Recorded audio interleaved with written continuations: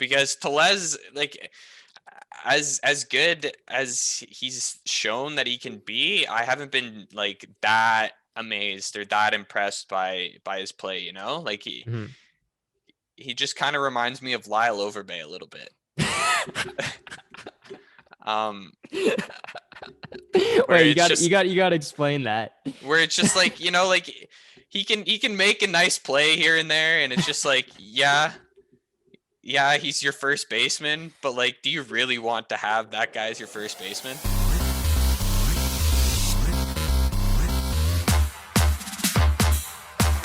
Yeah, we good? Good. All right, amazing. Welcome to Unlimited. This is episode 34. I got Nicholas Ivanchenko. He lived in BC. I didn't know he moved back to Oakville. I thought he was still in BC. I thought there was a bit of a time difference, but no, he's in Oakville. He's a big sports fan, Leafs fan, Jays fan. Nick, how you doing today?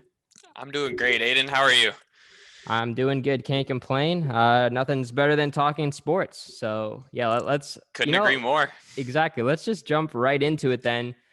Didn't get a chance to talk too much about the Jays with Evan too much last episode. There's been some big signings. They've had 3 major signings, I would say, so far this offseason.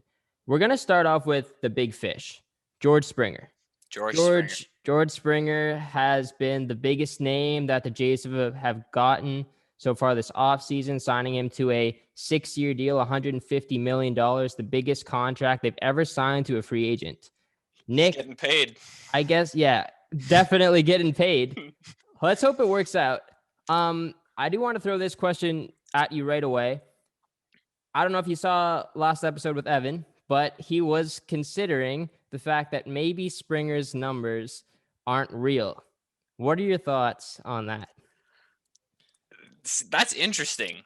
I don't know about real, but I feel like playing at Minute Maid, it's just really easy. Like you don't have a deep left field. And your right field is like, the fence is basically like Fenway. It's so short. So I mean, like, maybe numbers like that could be boosted just because of where he's playing, but I wouldn't go as far as saying that they're faked or anything like that. I think the argument that Evan was trying to make is because of the whole scandal, the Astros scandal and the trash can banging and stuff and stealing signs. So that's kind of where he was coming from. Like, okay, maybe Springer does get a few less home runs, a few less hits if they're not stealing signs. And I could see that. Like, that's probably a realistic statement. Yeah. But overall, George Springer has played phenomenal baseball with the Astros and with the U.S. team as well on the world's biggest stage, I guess, for the WBC. Yeah, definitely. And also, even if they're cheating, like, everyone should be stealing signs on that team. Springer still had the best numbers. He was like the best cheater. Yeah. Exactly. So I guess thoughts on Springer then. Like, are you excited for this move? Oh, definitely. And it'll be good to have like a proper leadoff hitter. Like, I'm hoping he's leadoff, because he was leadoff for the Astros, and they go the World Series basically for 3 years in a row almost. Yeah. At least ALCS. So like, I don't know. He obviously works in the leadoff spot. He has a good average, career average. I'm not sure exactly what it is, but I know it's up there. Around like 270, 275. Yeah, exactly. Yeah. So yeah, and he's a good fielder too. He's fast. Yep. It's also good for base running. So I don't really see a downside, honestly. Yeah, I wouldn't say there's a downside, to be honest. Like, also just the fact that he brings 2 World Series titles the Astros won, or is it just the one? I think it's just the one. I think it's just the one. He brings a World Series championship into that young Blue Jays clubhouse, a lot of experience. Sure. Mm-hmm. So that's going to add so much, and he's going to help the young core grow. I do want to stick to that leadoff talk because you brought it up. Yeah. What are some alternatives the Jays could look at if they don't put Springer in the leadoff spot? Who else do you think they could move up there? Um, Honestly, I'd go either with Biggio, because I think he started the year off in the leadoff spot last year. Yeah, And I he guess him or started off Bichette. hot. He Hmm. started off hot too. So either Biggio or maybe even Lourdes Gurriel. Okay.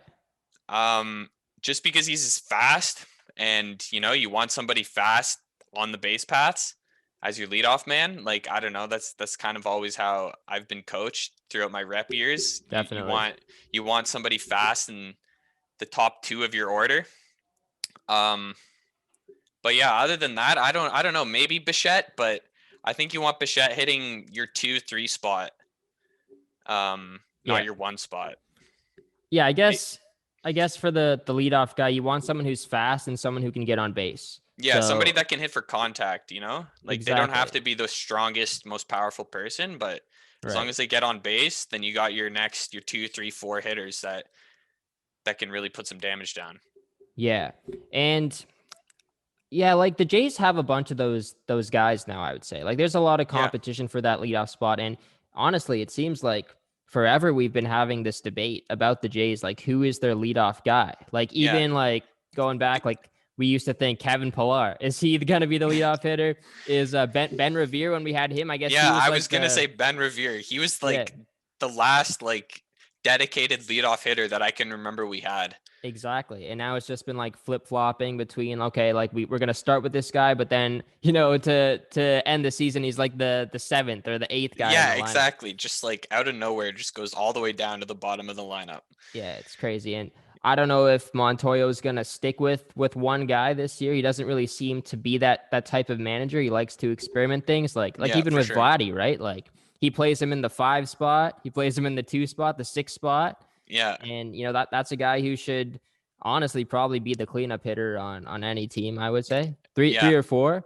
Yeah, I would say 3 or 4, maybe 5, but Yeah, it depends which team you're talking about in that case. definitely. But yeah, now the Jays just have so much to work with, and we're gonna get into the next guy they signed as well. But just looking at that front 5, I guess, in the lineup, I don't know who's gonna be lead off, but if it's Springer, we got Springer leading off. Like that's insane. That's intimidating for the starting pitcher right away. This guy can Yeah. hit homers, he can get on base, he Yep. can steal bases, Yep. he can do it all. He's Yeah. George Springer. Yeah, he's George Springer. And then who they go with next, Biggio or Bichette, most likely, I would say. Yeah. And then third, it's Vladdy or Teoscar. Vladdy, Teoscar, or you could go Lourdes Gurriel, Yeah, Lourdes Gurriel, yeah. or you could go either Bichette or Biggio there as Yeah. well. Yeah, you could.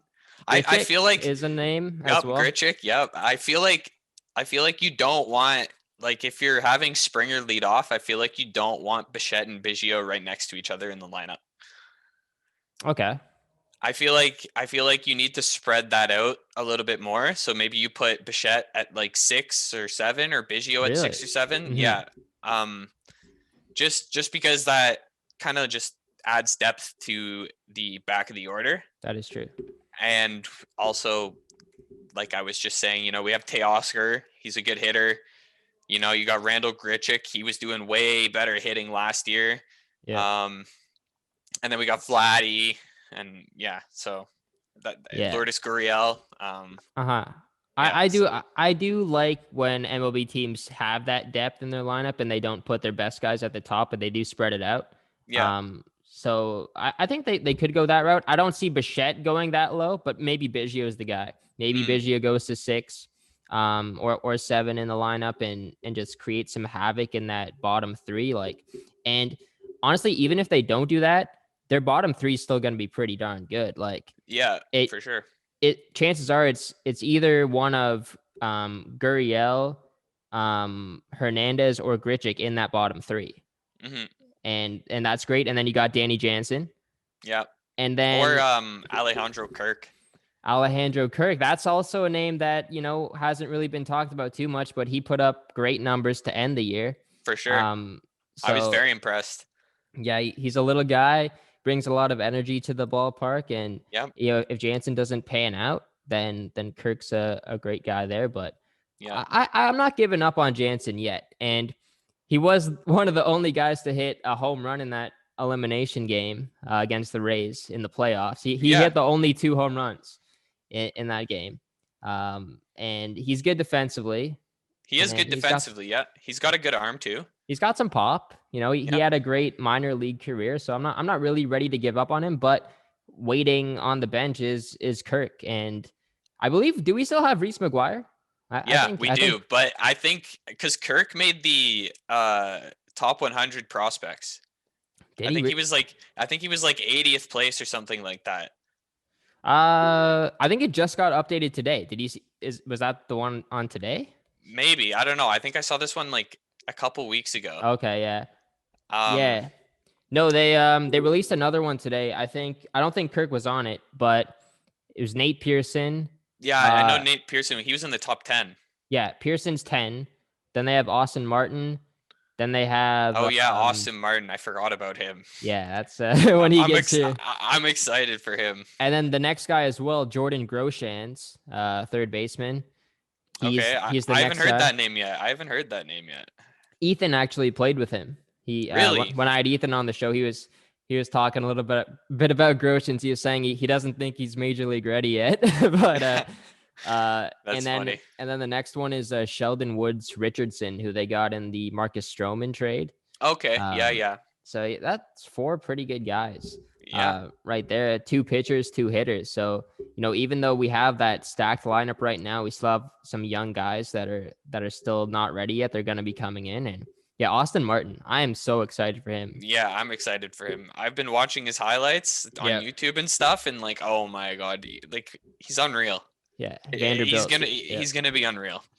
Yeah, and he can play like all over too. Like they can put him in the outfield. I think he's played a bit of shortstop, second base, third base. So there's a lot of versatility with him. It's always good to have a player that can play multiple positions. Yeah, that Swiss Army knife. And speaking of that, Marcus Semien. Semien is that guy. It's a good transition into the next signing. There we go. Maybe a little bit of a leapfrog back. We were gonna get Michael Brantley. That was apparently, I was hyped about that. I know, right? It was apparently done, confirmed. Hazel May reported it, and then Ken Rosenthal reassured us that Brantley would be coming here.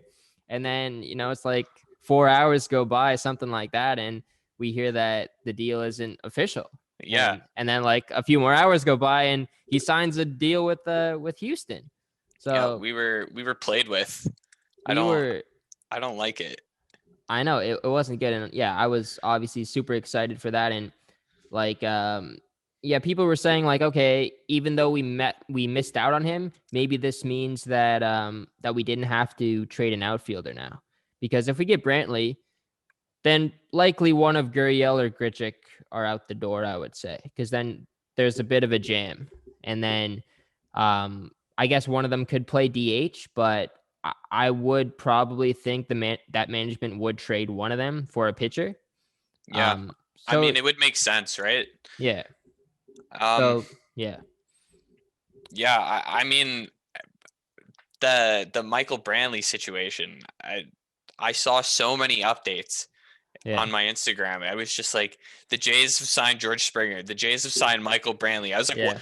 We got both of them? Like, and then I was like so excited. I was texting my friends about it, and I was like, no way, like this is crazy. And then my one buddy Ben, he doesn't really know much about like the players, but he understands baseball.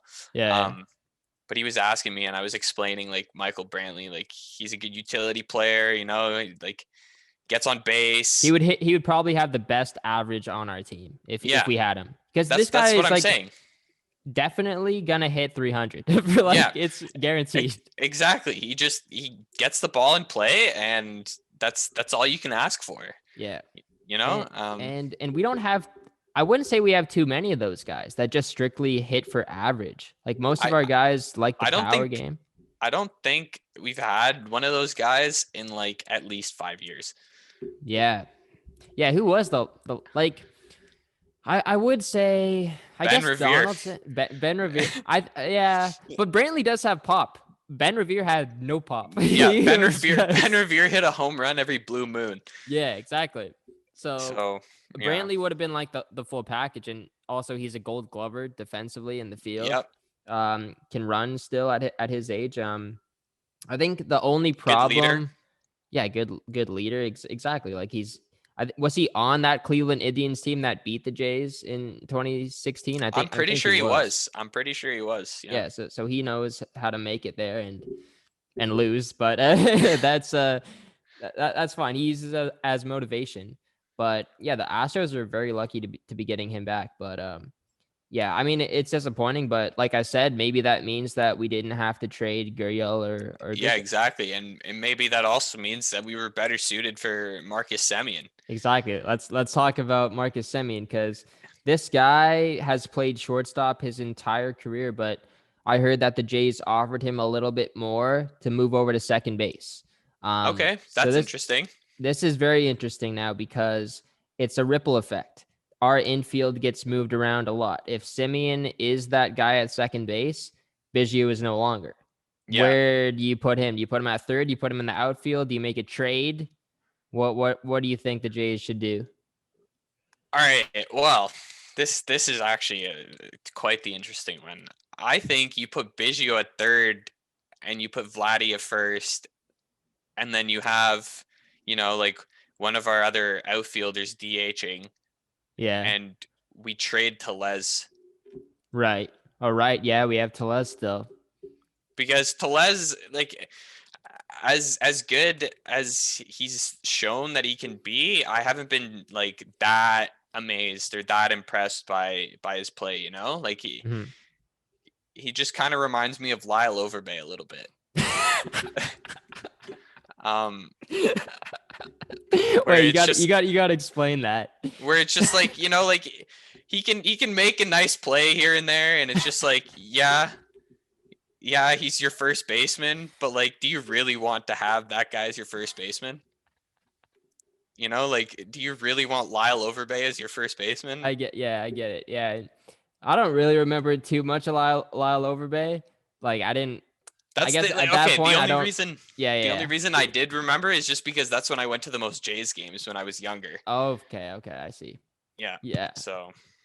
Yeah, I mean, with Tellez, he had a great year last year, and he's still very young.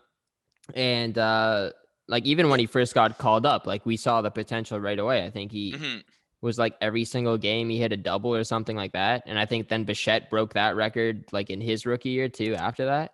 Yeah. So I mean, like he's got the pop. And I mean, I don't really have too big of a problem in the infield as well, but yeah, I do kind of agree that he might be the odd man out here, because if the outfield looks like Gurriel, Grichuk, and Springer, then Hernandez is the DH for sure, and then Tellez is on the bench. There's no spot for him. Exactly. But I don't know, like this whole year with trades and stuff, it's going to be interesting to see how it works. Like if the Jays want to trade Tellez, I think they would have to do it before the season starts. Personally, I just don't think, and this is like in any sport too, I think with COVID and all the players moving in quarantines and stuff, if the trade does happen, it's gonna cause a lot of teams to just be like, hey, we're set. We don't need to make any moves, because we don't want to deal with a guy we acquired having to do like all these COVID tests and doing a quarantine and days or whatever. Exactly. Like I just don't see that many trades happening. So if the Jays were to make a move like that, or even a move where they trade an outfielder, I think it would be pretty soon. I don't think they wait until spring training. I think they get it done right now. Yeah, and I think it's definitely for a pitcher.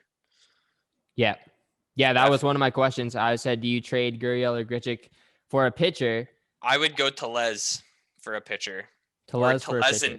Tellez and somebody for a pitcher, Because like you said, he does have his upsides, and obviously teams see his potential and we see his potential. Like, I'm not saying he was a bad player by any means. I'm just saying I was never really amazed, What do you think we could get back, like in terms of a pitcher, like a middle of the rotation guy, you think, or like a Yeah, bullpen piece? I think you could maybe get like a 3-4, maybe not a 3, maybe like a 4-5 guy, but somebody who's consistent. Yeah. Maybe like a vet whose arm's not as there as it used to be, but he can still throw gas, still gets it in the strike zone, something like that. Maybe you could get like a relief pitcher, like somebody that can give you those 3-4 innings out of the bullpen, just because they have converted from being a starter, something like that. Maybe Yeah. you could get something like that for him, because like I said, he does have his upsides. Yep. But I don't think anything too serious. Like definitely not a 1-2, definitely not a closer. No. But you Yeah. can get something of value for sure. Yeah, it is tough with Tellez, just also because of his age. Like, are the Jays ready to move on from him? Yeah, And exactly. like, is it the choice you want to make just now? Like, and also right he'd be yet. a great guy off the bench too. And they're gonna Yeah, need pinch hitters at some point. Those pinch hitters come up clutch, those pinch runners as well. So I mean, I could see them holding on to Tellez, but for sure, for sure. if they do trade him, I think that's just a big signal that, like, okay, we're going all in. Like, Yeah, we don't care exactly. about the future with Rowdy, because Rowdy could be like a bona fide starter on this team in 3 years.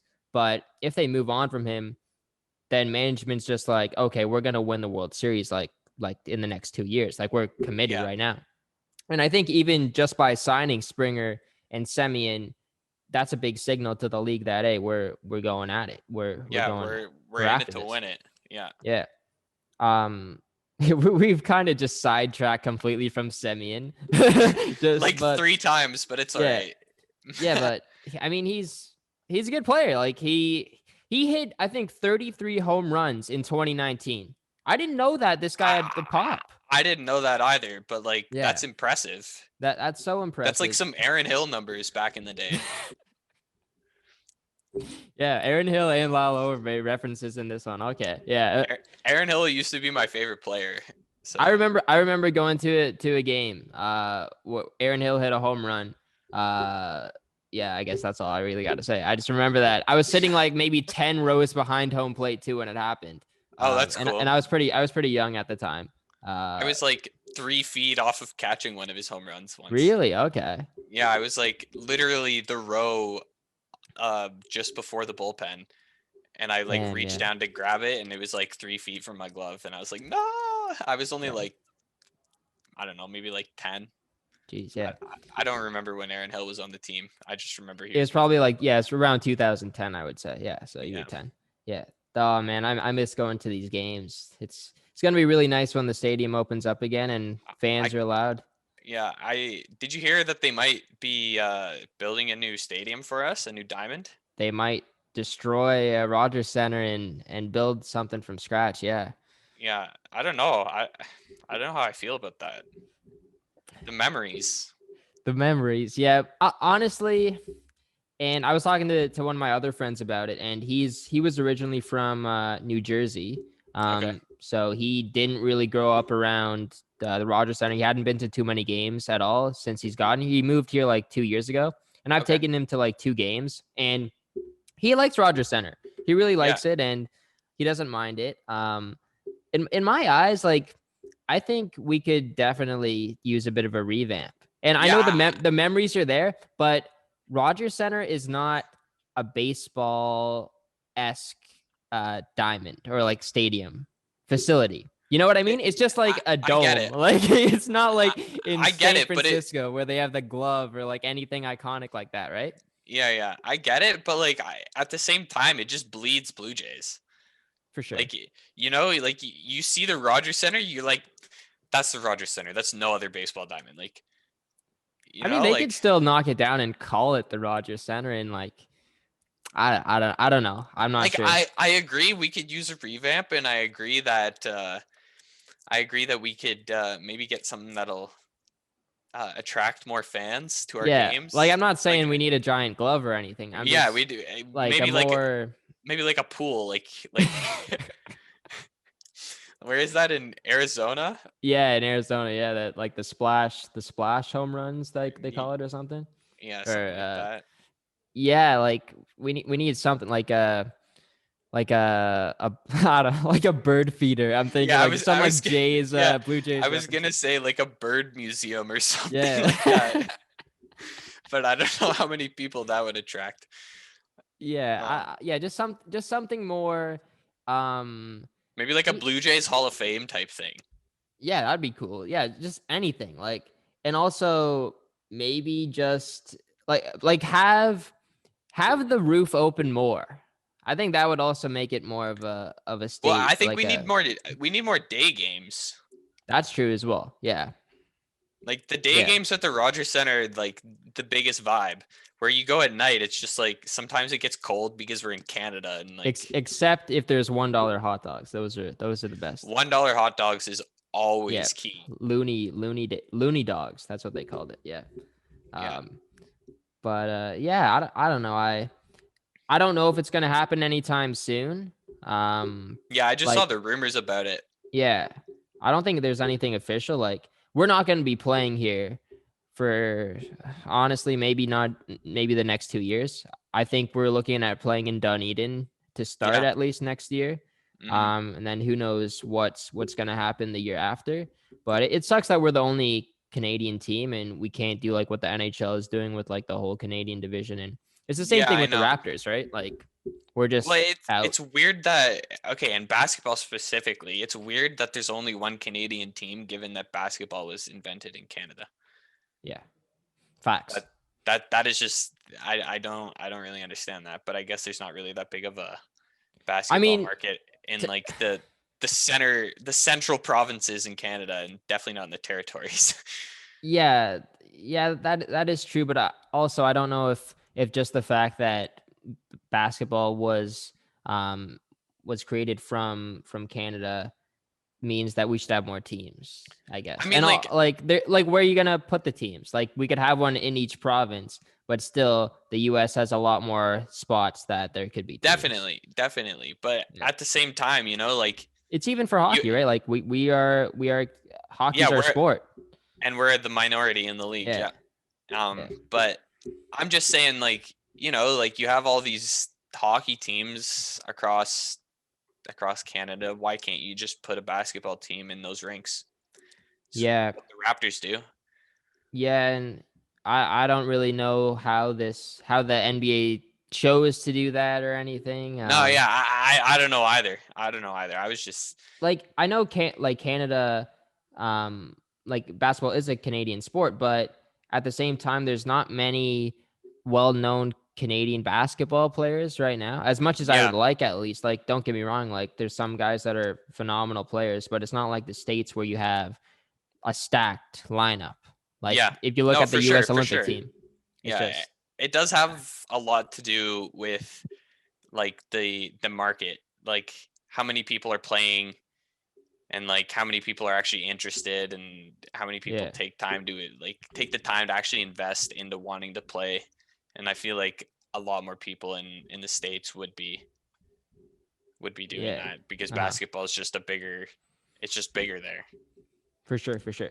Yeah, um yeah. but yeah, Even in like Europe, I guess it's bigger over there too. Like if the NBA ever wanted to expand, yeah, I don't know if they look at Canada or they look at even some other places around the world. So, um, yeah, that'd let's be interesting. it'd yeah, be it'd be like the first league to like go, I cross guess, continent. yeah, like that. That'd be cool. Yeah, that would be interesting. Jays also made a trade for Steven Matz. Do you see this one? New York Yes, I did. Mets. I did. It. Um, I laughed because of what Stroman was saying. what was Stroman saying? Stroman was saying like, oh, like the management in Toronto would never build a team around these young players that they have, and like now we're just going off signing players and Did picking he say people that up. recently or when Yeah, he? yeah, Oh, for sure. really? Uh Oh, I didn't hear that. Okay. huh. It Yeah. was either recently or when he got traded, but I heard Okay. about it Okay. recently for sure. Like Okay. I see. I was watching Sportsnet like maybe last week, and they were Okay. talking about it when the When the When the Springer Springer, news, right? yeah, when the Springer news was out, that's when I heard it. Man, I was such a big Marcus Stroman fan, and I hate how he's turned on. I think he's turned on the management and not the team, because he Definitely. still got that CN Tower tattoo, and like we made Marcus Stroman, like that whole Mhm. HDMH thing, like he came up with that here, and that year that he had in 2015, the Cy Young caliber year he had the year after, and then 2017 he had a great year.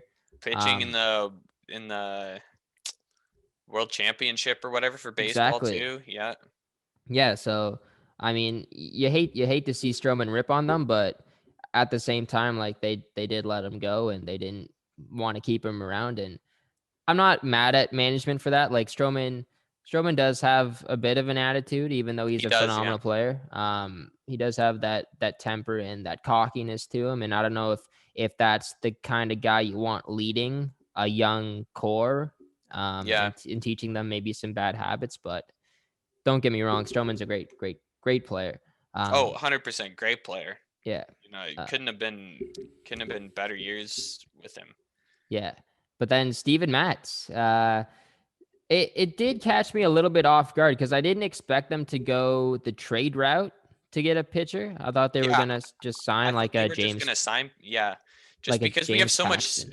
we have so much space in our salary cap that like I figured that we'd just go for a signing because we have the money to afford players. Yeah, that's always in question. We don't really know how much Rogers really has. Well, I mean, I guess so. I think I don't. My brother-in-law was telling me we were only using like $78 million out of like 150 or something Okay, like that. okay. Yeah, and I don't know the numbers. I'm not the biggest number guy, I but could just that be I is. could just be making that up. Like don't quote me. I'm just going based off of what I So remember. we still got half of our Yeah, but that's what I limit. mean. We still have half of our amount of money that Yeah. we're allowed to spend from Rogers. Okay. So Okay. And that explains why the Rogers bills keep going up. Luckily, I have Bell. I don't have Rogers, but yeah, I uh, I still have Bell obviously too. So nice, good, good, cool. yeah, Stephen Matz, Stephen Matz. He didn't play well at all last year. He was awful. So why yeah. did I we mean, get it's him? it's it's interesting. I mean, like, why did we get Derek Fisher? True. Like we we traded Aaron Sanchez for that guy. And be a genie. Yeah, and be a genie for Yeah. that guy. Like, Yeah. I mean, I don't know. Somebody must have seen some upside. Yeah. No, And it's Stephen Matz. Like, if you look at, I think it was, I could be wrong, 2018, I think, and last year, awful ERAs, the worst ERAs of his career. But then every other year, it was like the highest he had was 420 and lower. yeah, that's solid. That's Yeah, what that's you need fine from with a me. bullpen guy. And Even a fifth starter, if he gets mm, around 420, I'm okay with that. And yeah, like the Jays right now, they seem to be going more towards that opener strategy. So he doesn't even need to play like 6 innings. Put him in for 3-4 innings, and if he yeah, for can, sure. Mhm. and I saw one tweet as well, and I think Matt's had an ERA of 9 last year, and then some guy tweeted like, "Hey, everybody's getting riled up about this Matt's ERA, but the Jays are gonna earn an average of 10 runs a game, so it's gonna be fine." I mean, that's true. There seems to be something about Toronto where we just are going after the guys that can just get, like, first of all, hockey. We can get goals. Like, there's no question the Leafs can score. Now, for the Jays, we can hit the ball. Yeah, Like, yeah, for sure. and Got to it look at the I positives. exactly, like, our defense is also getting way better for both sports, which is really good. So, um, Definitely.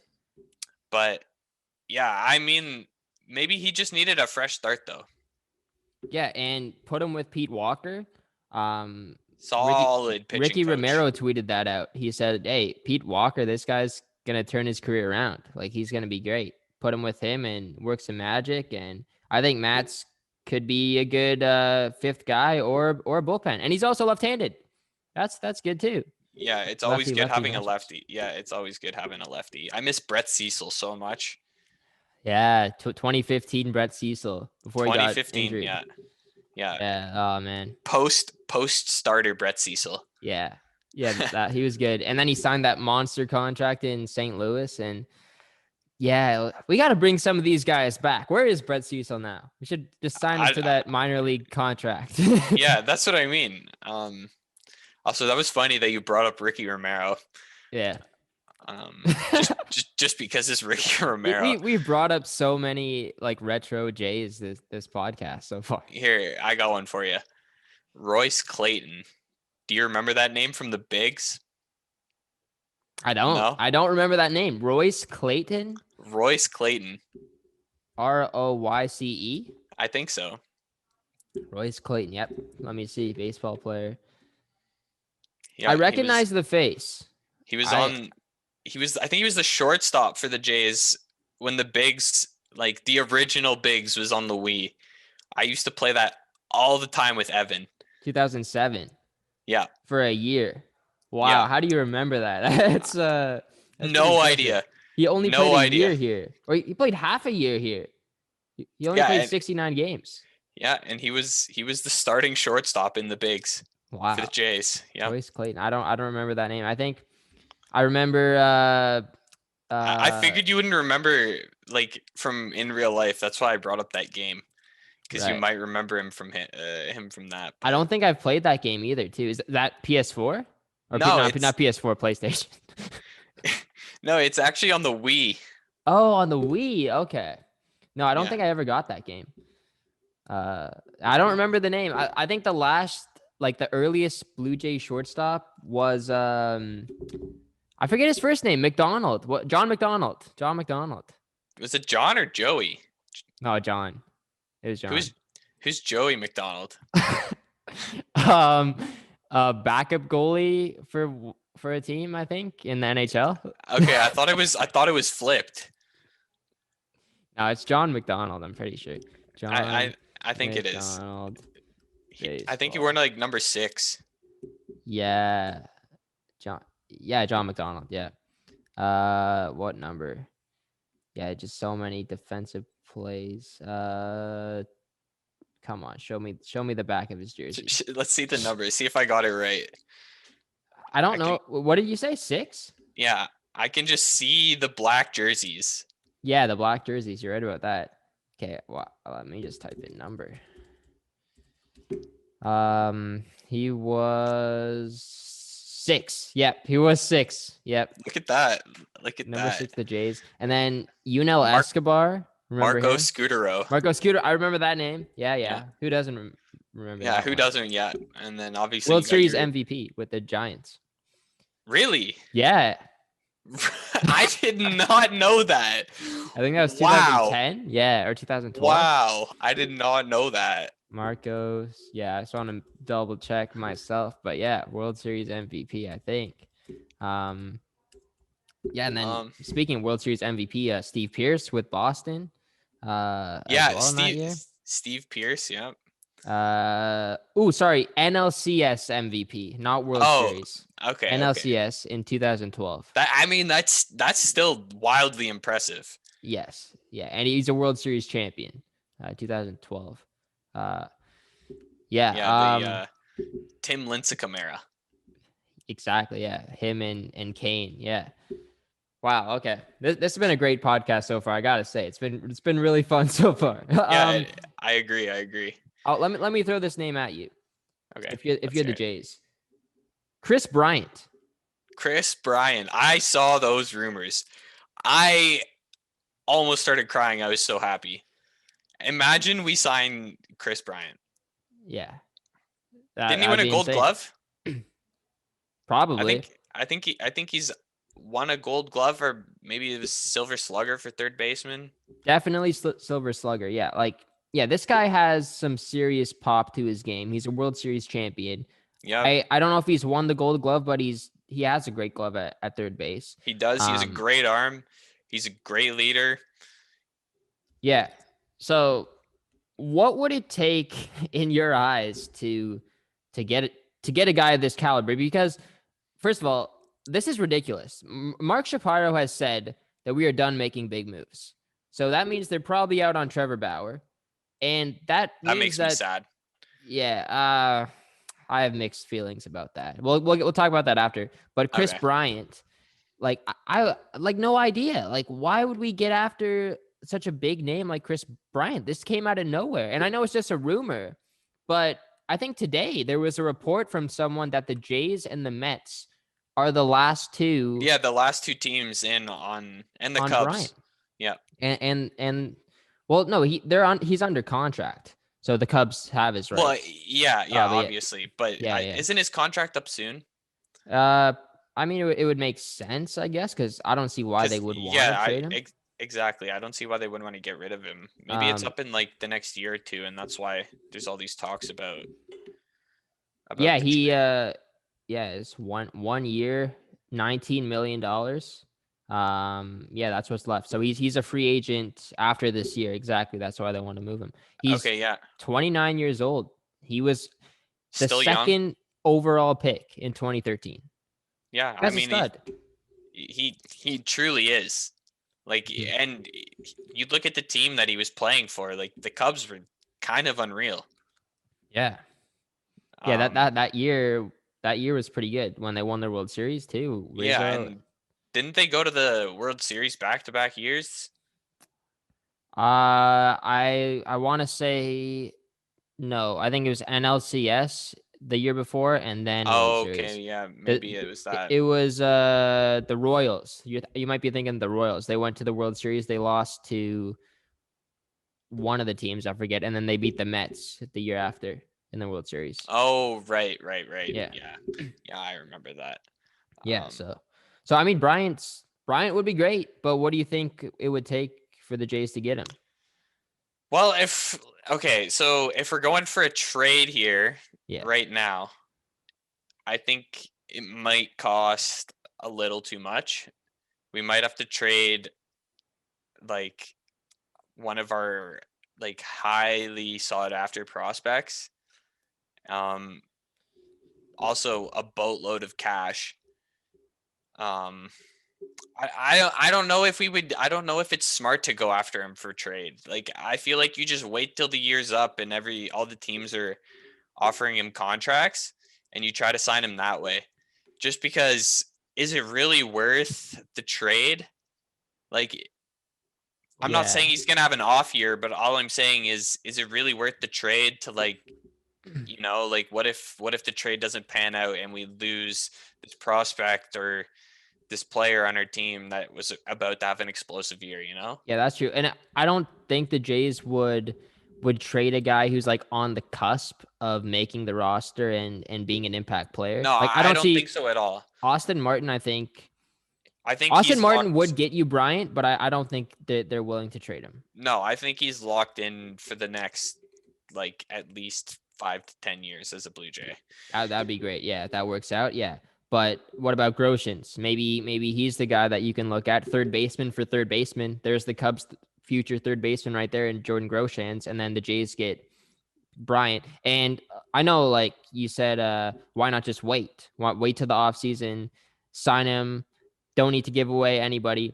I guess the benefit of trading for him right now is that you have the year to negotiate with him, and he's not talking to any other teams. You can negotiate the extension. Also, maybe you to get him to have, so he'd be more comfortable too in Toronto as well. Exactly. You want to get him here quick and get him. Well, it's not in Toronto. I guess it's in Florida. But yeah.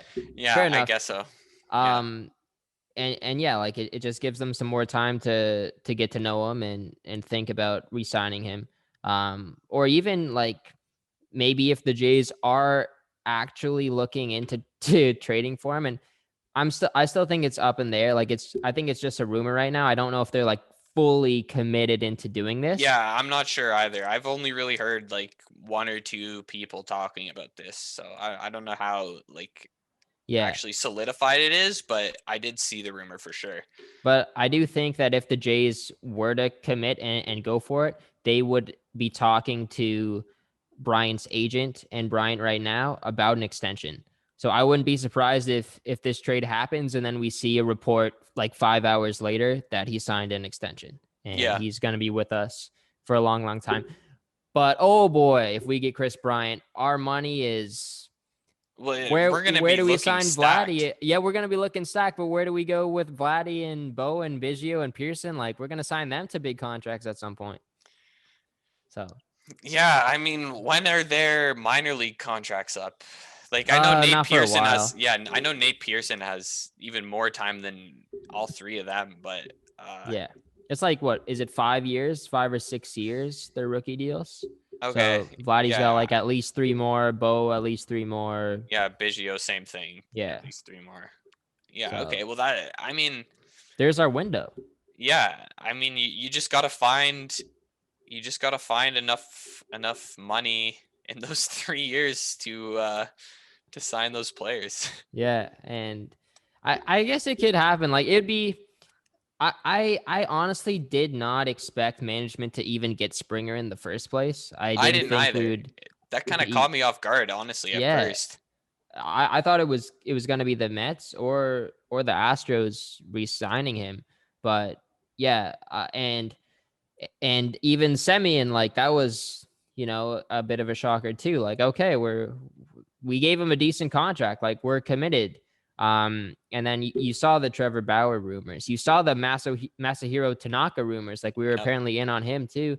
Mm-hmm. And now Bryant, like, I didn't think management had it in them, but they've been having a phenomenal offseason. You got to give them Yeah. credit. They're I great. mean, there were even like JT Real Muto Yeah. rumors. Who else? They're big names. We were in on Huge almost names. all these big names. Yeah.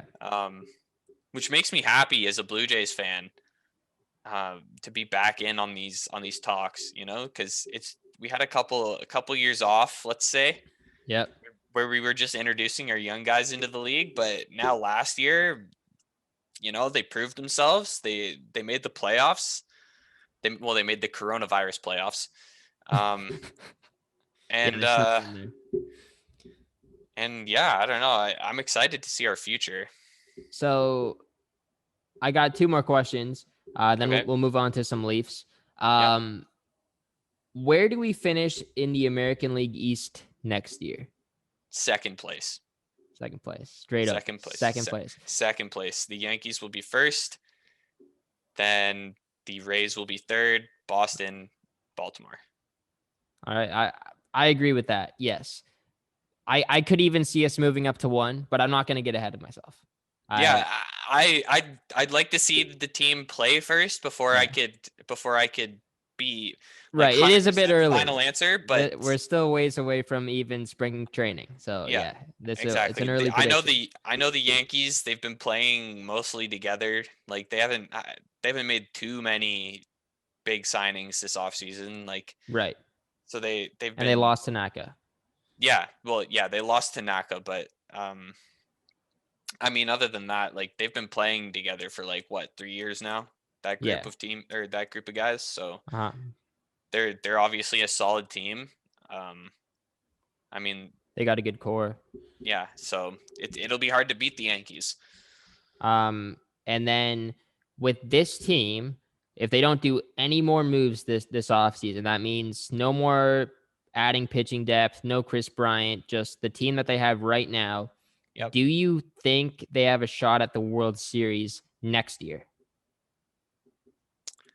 I like to be optimistic. I mean, last year I thought the Leafs were going to win the Stanley Cup, and we all know how that went. So I like to be optimistic. I mean, okay, talking about the Leafs last year, Tyson Barrie is the biggest flop ever, but let's stay on topic here. We'll get to that. yeah, exactly. I mean, even right now he's being a flop, but anyways,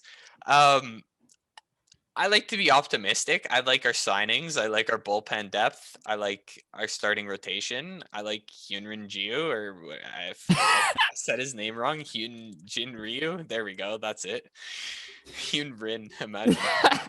Don't worry. It took me like at least 2 weeks to get that right too. Yeah. Yeah. I mean, I haven't said his name in so long just because there's been no baseball. It was weird to say at first. Yep. But yeah, I like where we are as a team. Do I say World Series champions? Maybe. Like, give me a Yeah, month. Give me a month into the season.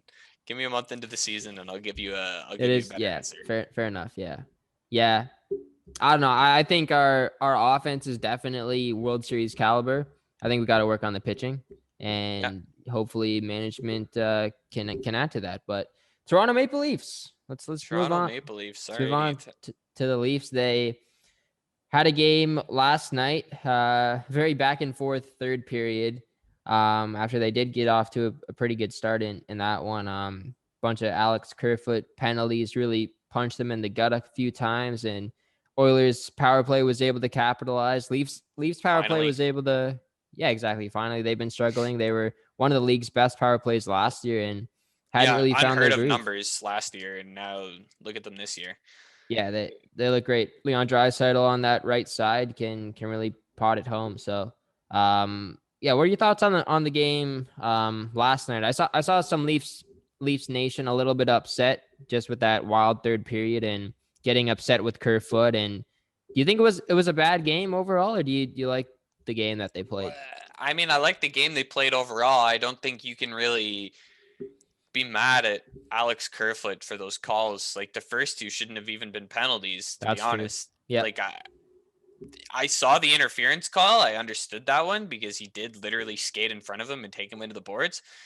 And you can't really be doing that to who everybody thinks is the best player in the league. I think it's Crosby, but everybody thinks it's McDavid. Anyways, yeah, so I get the interference call, the slashing call. That like, tell me how you can get cross-checked in front of the net 700 times, but that's a slash. Like, so they said on the broadcast too. Yeah, I know, defenseman in front of and the net. Yeah, that's where I got it from. Like, yeah, I heard that and I was like, this is so true. Like, I used to stand in front of the net in my rep games, right? yeah, Just getting absolutely harassed. yeah. And you go into the corner and you touch some guy's gloves with your stick, not even like doing anything, and that's a penalty. Like, that's not hockey. Yeah. You know, like in lacrosse, you can literally just two-hand somebody, and now in hockey, you can't even touch his glove accidentally with your stick. I yeah, I mean I agree with that. I think it also just depends on the ref. Like Well, number obviously three, I don't know who the ref was, but number three was just oh my god, that was yeah, the number 3. softest ref. Yeah. Yeah, he was calling everything. And I mean, I'm glad that he evened it up and the Yeah, he Leafs did. got He did. some and It was consistent. It yeah. was just bothersome. Let's focus on hockey now, I guess. The way that they played. What did you like in the third period from this team? Did you like the way that they battled back every time that they let in a goal? Do you Yeah. not like the fact that they were, letting Cassian get to the front of the net there and not really tying him up? What were your takeaways from that period? Okay, so one thing, I don't know the last time I've seen Leon Draisaitl score a 5-on-5 goal. Like, this guy is literally a power play machine. He will score anything on the power play. He's almost like Wayne Simmons. Comparing Draisaitl to Simmons, yeah. Yeah. Uh-huh. But anyways, I don't like that Cassian wasn't tied up. I feel like Jake Muzzin could have been there. Looking back at the slow-mo that was after that goal, I saw that Jake Muzzin was kind of just doing like one of those reaches. Yeah, Yeah. exactly. And I was like, really? Like, is that how you play? No, you're Jake Muzzin. You're better than that. Like, Yeah. but I mean, like at the same time, Freddie could have had that rebound. Yeah, that's true. I mean, I did like the fact that they battled back, but they didn't have to allow that many goals. I mean, like 2 of them were power play goals, weren't they? Yeah, exactly. So it's hard, especially when you're at a disadvantage.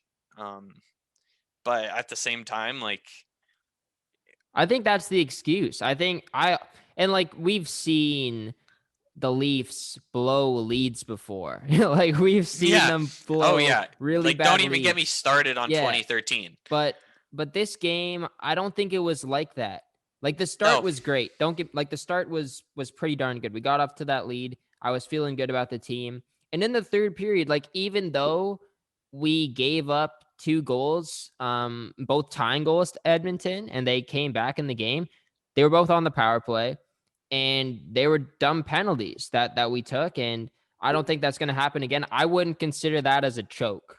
Like, Definitely not. yeah. Definitely not. Like, And that's especially when what, it's power play goals. Like, yeah, you can't really say that a power play goal like that, especially when you're getting the lead back, had that much of an effect. And you can't really say that it's like that big of a deal, because realistically, it could have just been avoided if the penalty wasn't called in the first place. exactly. Yeah. And also I even just think that the way that they came back and won the game in the end is just a big character win for them. Like they dealt with the adversity of getting those calls and letting up goals on the penalty kill. But they still managed to pull out the win. And like, I think people also forget, like, we had a penalty kill late in the game and we killed it. Yeah, we killed it. It was a Six on 6-on-4. four for a Exactly. minute. Yeah, for a Yeah. minute it was a 6-on-4. I know, and we Like, got it off. I think Freddie played outstanding yesterday. oh yeah. Like, I know he let in 3 goals, but like, I think he played outstanding. Like, Yeah, I think he did. He robbed Draisaitl in the last yeah, minute in the too, last right? minute, yeah, Yeah. and then he also got across on some other play. I think it might have been James Neal.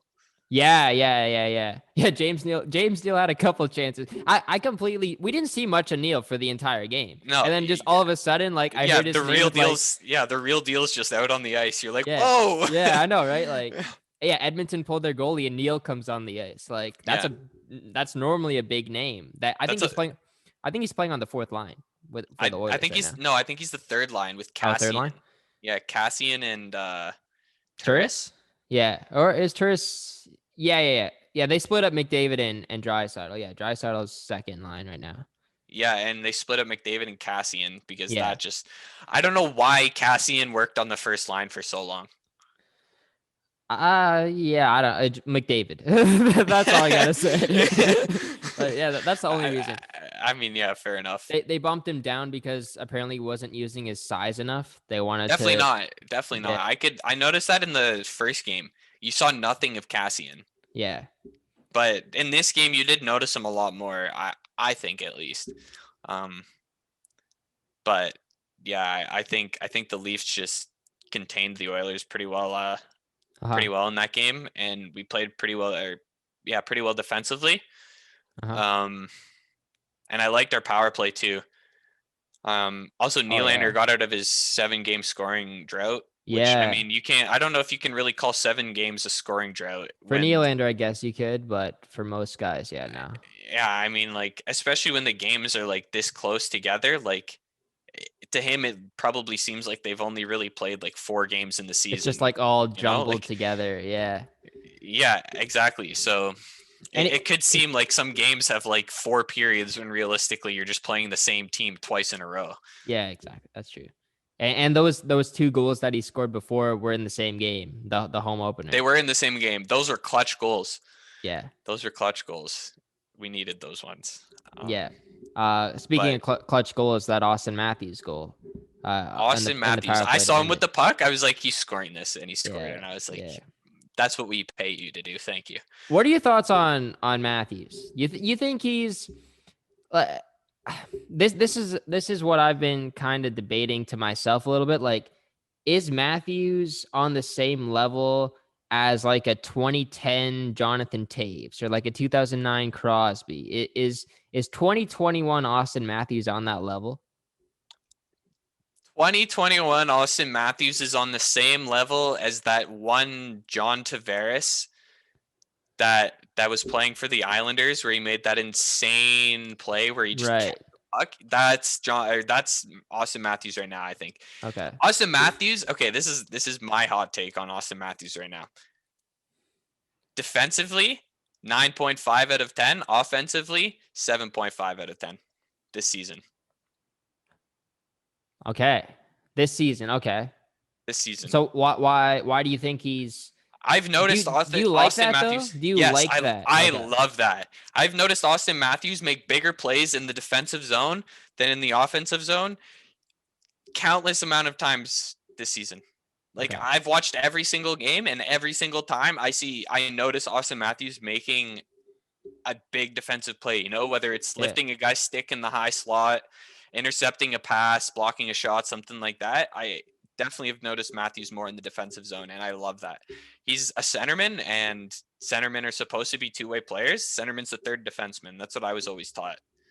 Yeah. And then even using his body too, being more physical in Exactly. the Yep. defensive zone and the offensive zone. I've seen a Yep. lot more of that from Matthews. And yeah, the numbers offensively, I guess, haven't been there. Like Marner's been doing a lot better in Yeah. terms of points. Tavares, For sure. Nylander.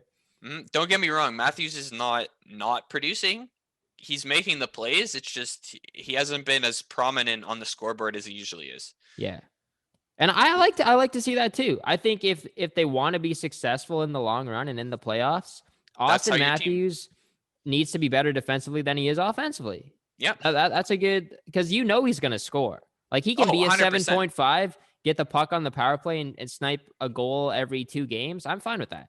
Yeah. I'm completely okay with that if he plays well defensively and doesn't affect his plus minus. Especially if Marner's producing as well as he is right now, I have absolutely no problem with that. Do you think Mitch Marner could win the Hart? No. Yeah, too soon. Not this season. Marner, to me, okay, he's producing amazingly and he's playing well, like across the board. He's just being too soft this season. He gets pushed off the puck too much. You know, like sometimes I see him, he has the puck, and then I see just 2 guys instantly on him, and Marner's just lost the puck instead of just, before he would have already made a play. Right. You know? Yeah, I think that's been the trend with him. Ever since he got into the league, he's been like that. And the skill is there, but it's the toughness. Yeah. But I have seen I've seen his offense get better this year. Not so much the defense. It's kind of flip-flopped between him and Matthews. It seemed like Mitch Marner is that guy on the penalty kill who's going to block shots. He's going to be fast. He's going to be stick checking you. He's going to be doing all that stuff in the defensive zone. But I think the one thing that Marner wanted to work on in the offseason, and he said it, it's his shooting. He wants to shoot more. And we've seen that. That's why I believe he's like top 3 in scoring right now in the entire league, up at like 12 points, something like that. Yeah. And it's because he's been shooting. He have? Like a goal almost every game? Like he has 4 goals, maybe 5 goals. Yeah, something like that. 8. Like he's doing well. I think he needs to be tougher. He's not a small guy. Everybody thinks Mitch Marner's this small guy. He's 6 feet tall. He got bigger in the offseason. Yep. He's 6 feet tall. He's probably almost 200 pounds, maybe like 180 pounds. 175. Yeah. 175, 6 foot. He's got 5 goals in 9 games, which is great for Marner. 13 points. And he's playing big minutes. 23 minutes a night. But I mean, that's what we're paying him to do, Yeah. So I'm glad he's playing the minutes. I'm glad he's playing the big minutes. He deserves the minutes, especially since he's been such a solid player for us. I just think he needs to toughen up a little bit. He's got the size. He just needs to use it. Yeah. I didn't even realize this. Quinn Hughes has 11 points. He's tied for 5th in league scoring right now. Really? Yeah. I had a hot take earlier on that Jack was going to do better than Quinn, but I guess not. Jack's had a good year. Don't get me wrong, but yeah, Yeah. I could see that still happening. I think Jack could still do better than Quinn. And I did want to talk to you about the Canucks a little bit. Let's take. I got 2 more Leafs questions, and then we'll move on to some like generic NHL stuff because there was a trade that happened, and then we can talk a little bit about the North Division as well. If you're the Leafs going into the trade deadline, what do you think are like maybe one position of need that you would look at acquiring at the deadline? Right now, I'm thinking goaltender depth. Why re-sign Michael Hutchison? I couldn't tell you that if I was like a PhD in every single PhD there was. This is the worst goalie I've ever seen in my life. Like I will say that if you put me on SportsCenter, I would say that. Like Michael Hutchison is just awful. Why we re-signed him? No idea. Did he play well in the playoffs for the Avs? Yes, he did. Not really though. I think he gave up like 7 goals one game. Yeah, I mean, but that's Michael Hutchison. At the Yeah, that's same like good time, for the him. next game he gave up like maybe 2, I Yeah, think. So like, maybe. especially when you have to play when Grubauer is your starter and then you have Francois as well, like that's a hard that's a good tandem. So like Yeah, like like living up to their expectations, like I think he did okay for being Michael Hutchison, right. but it hurts that we lost Arundel to waivers. It does. Yeah, that's a pain. That is a pain. And now with Hutchison, like he's probably gonna play pretty soon. I know, and Yeah. I might not even watch the game. Like I'm being serious though. Like Yeah. I might not even watch the game. I don't want to watch a guy give up 7 goals in the NHL. That's not what hockey's Yeah. about. It will probably bring back some nightmares from was it last year or Yeah, yeah, last year before the deadline, right? yep. Yeah. Oh yeah. We That's traded him for Callie Rosen, who we traded for Tyson Berry. right. Yes, correct. Which is a great trade. Yeah. Yeah, I like that trade. Callie Rosen, I think, has some potential. He Yeah, could be for that sure. that sixth guy maybe. Yeah, One day. but we have a lot of defensive depth right now, though. Yeah. We have Sandine, we have Lettinen, Liljegren. we have Liljegren, we Yeah. have Dermott, who's on the bench. Bogosian, Yeah. Dermott. Like we have so much defensive depth. I'm happy with our defensive core. Yeah.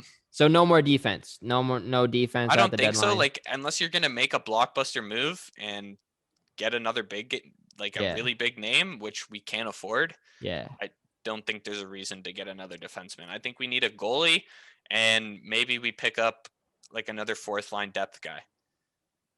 Yeah. Yeah. I Because can see that. What about third line center? Do you think Alex Kerfoot is I think Alex Kerfoot is up yeah, to the job he's this up to the year. job. Okay. Last year I was questioning it because he wasn't using like well I can't really say he wasn't using his size. He doesn't really have much size, but like I was expecting him to be more gritty, Yeah. and I've seen that a lot more this season. Okay. I Um, personally like him better on the wing, and I do think that there might be a chance to upgrade at third line center. I don't yeah, know if the price is going to be too high for a guy, and I don't know if Kerfoot is a center. Really, I think he could be better on the wing. Just a speedy guy, not really doesn't have to worry about being too defensively responsible, being below the goal line. He can, stay in the high slot area, cover the defenseman. I think that's kind of where he is, and being first in on the forecheck as well as a winger. I yeah, think you get a guy like, even if it's like someone on the caliber of like a Lars Eller, just like what hmm Washington had when they won, like some guy that's not going to cost you a roster player, that's just going to cost you like a pick, like a third round pick, yeah, maybe a second round pick. I think that they could definitely upgrade there, just because I don't think a line of, and don't get me like, this is a good line. Kerfoot, Mikheyev, and Hyman or VC, whoever you want to put on that other wing. That's a great line.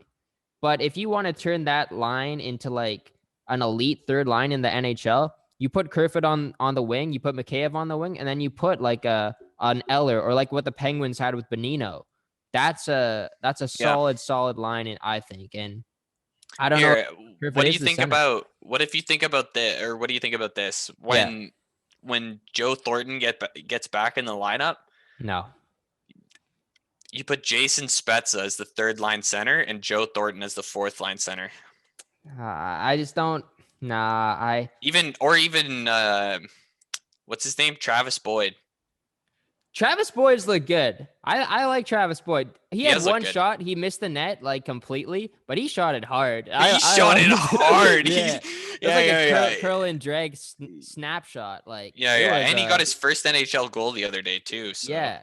I don't think any of those guys, like I wouldn't really mind Spets as a third line center, but he's just a bit slower, and I don't think he can play those minutes. Same with Thornton. I don't think he can. Well, Thornton could probably play third line minutes, but Thornton's playing on our first line as of right now. Like if he true. wasn't injured, he'd be with Marner and Matthews. That is true.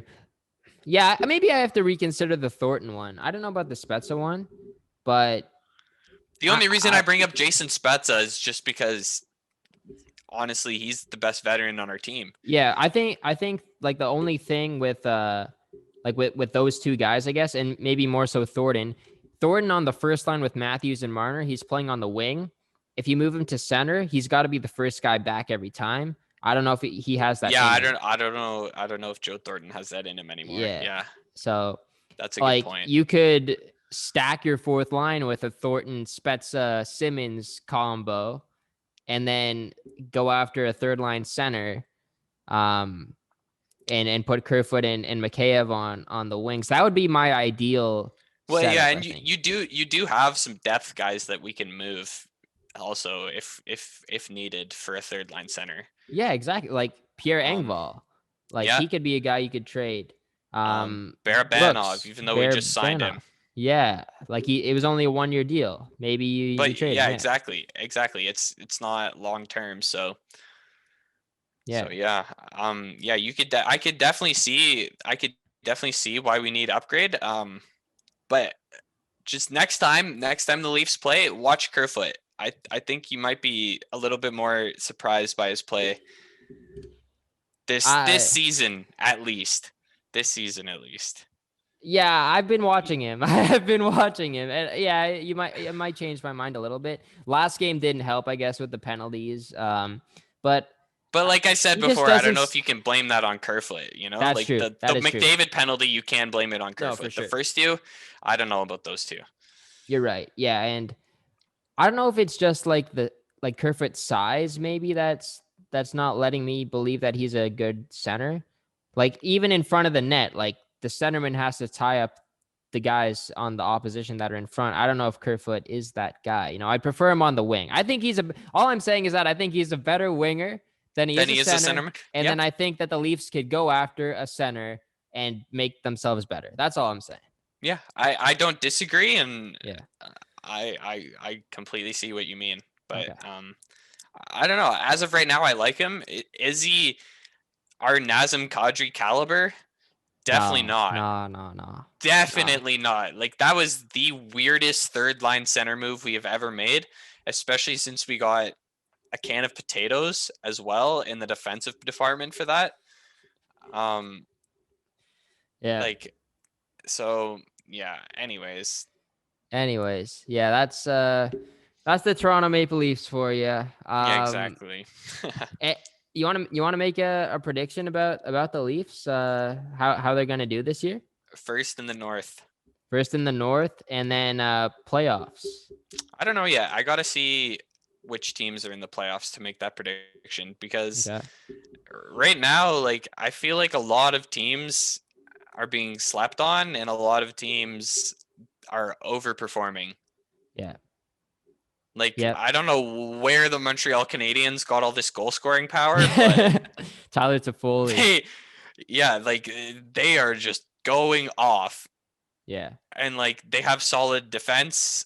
They have solid goaltending, obviously. Carey Price is the best in the league. Yeah. But I genuinely don't know where they got all the goal scoring capabilities. Like, one player, like, I mean, Nick Suzuki, though.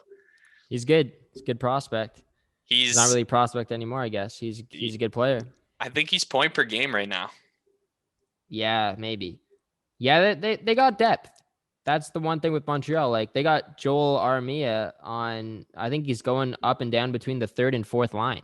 That's pretty solid. Joel Armia is like 15 goal scorer in an 82 game season, maybe more than that. Yeah, I could see him being 20, 25 goals. Yeah. So that's good. I think Toffoli was even playing on the third line. He still might be playing on the third line. Then Josh Anderson as well. Yeah. That Max Domi trade's looking pretty good right now. So, and then they got that, triple head. What's that term called?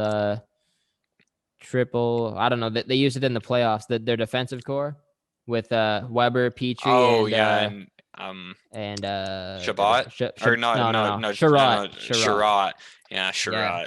Oh, I forget the term that they use. Like big three, I guess. Yeah, keep it simple. Big three. They're big three. They use some other term. They're top three. Yeah, exactly. They're big guys on defense. They are good. I mean, they also have Jake Allen as their backup too, so Yeah. their goaltending is just You unreal. hate to see it as a Leafs fan, but like the Montreal comes out of nowhere and they're like undefeated. They haven't lost in regulation yet. And then the Leafs, they've been knocking on the door with a good team for the past 4 years and can't really seem to do anything. So if Montreal goes farther in the playoffs than the Leafs, I'm gonna be very upset. I'm gonna be incredibly upset. Yeah. I wouldn't be surprised if we made a blockbuster after that. Yeah, maybe. It depends how far we go. Like, we're going to be facing Canadian teams in the first 2 rounds. So there's a chance we play Montreal. There's a chance we play Edmonton or Vancouver or other teams that make it. I'd like to see a Toronto-Vancouver series. That would be a really good series. That'd be great. What about the Canucks?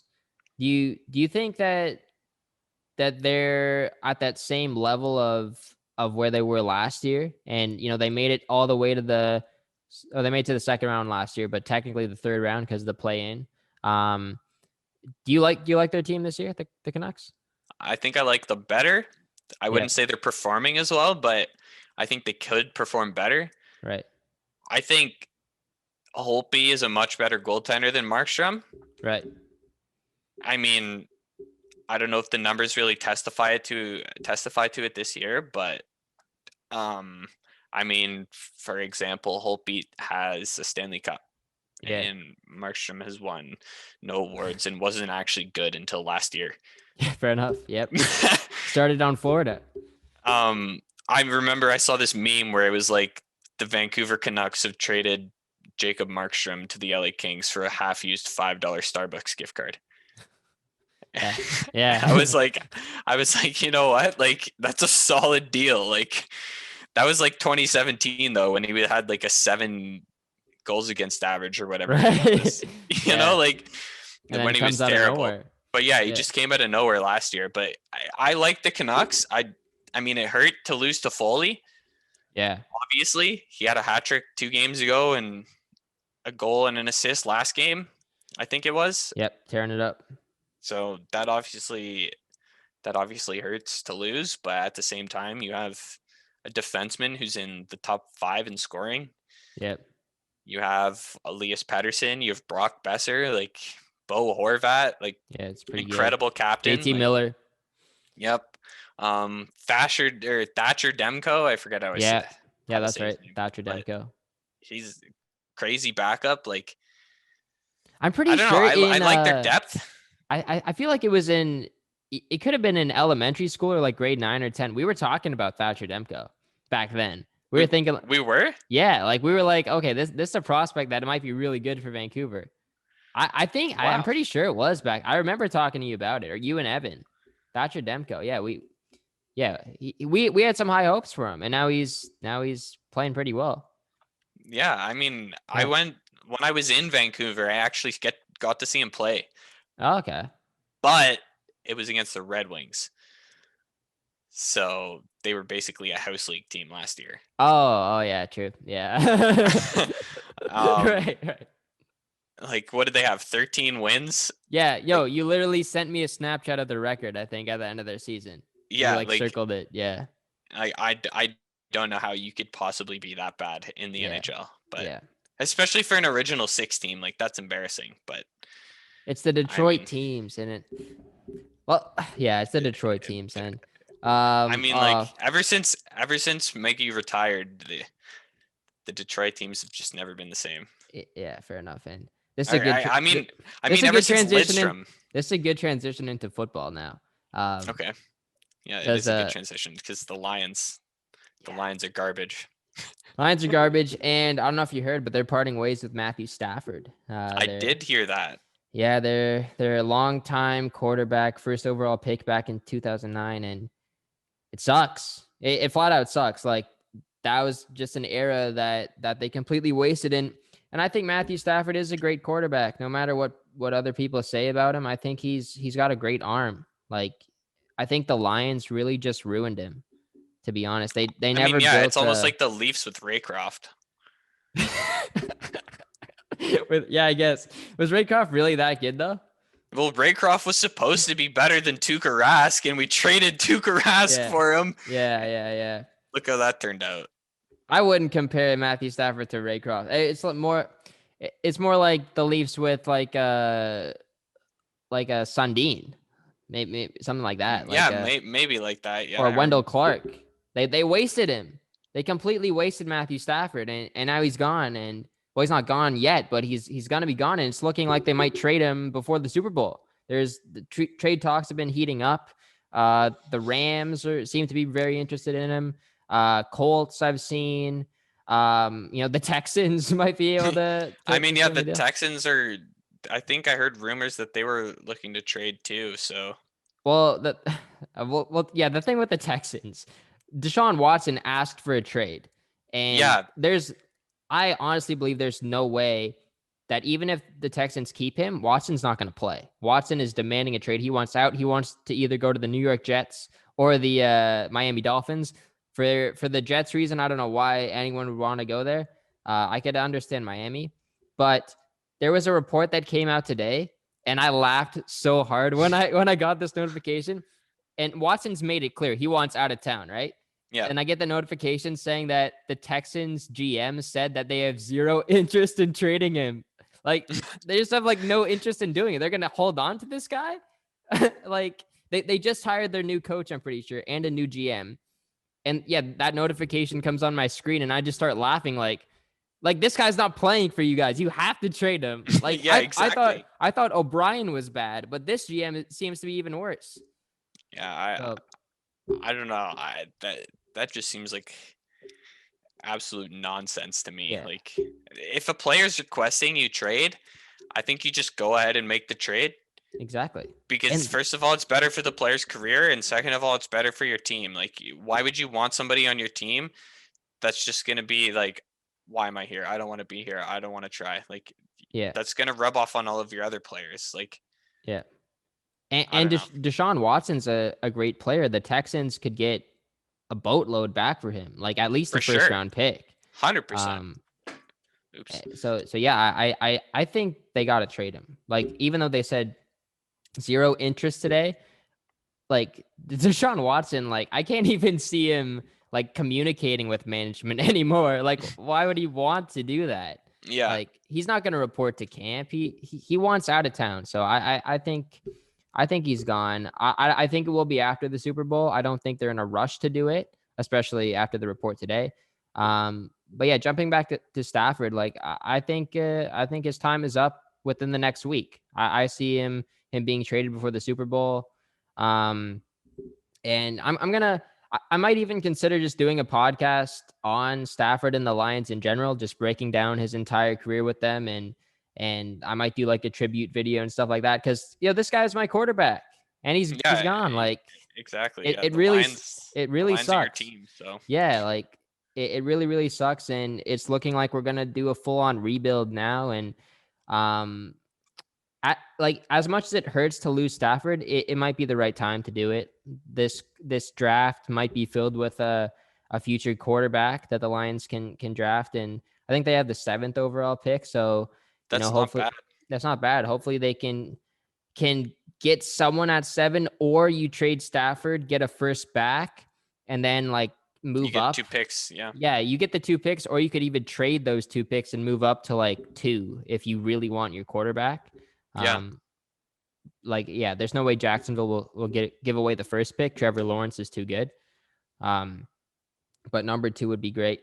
But yeah, crazy times in the NFL right now in terms of trade rumors and quarterbacks being traded. I don't think we've seen a quarterback market this with this much depth, I guess, in forever. Like there's so many guys, so many questions. Jared Goff on the Rams and Trubisky and Tua Tagovailoa, and there's so many guys. And then I guess speaking of quarterbacks, like this Super Bowl. Yeah, I mean, this could be Tom Brady's last Super Bowl. Yeah, it honestly could be. And this could be, the next big quarterback, I guess, that we see in Patrick Mahomes. Like this is Yeah, the GOAT versus the future GOAT. yeah, exactly. And all right now, because I feel like you're gonna ask me my prediction. Yeah. I'm going Chiefs.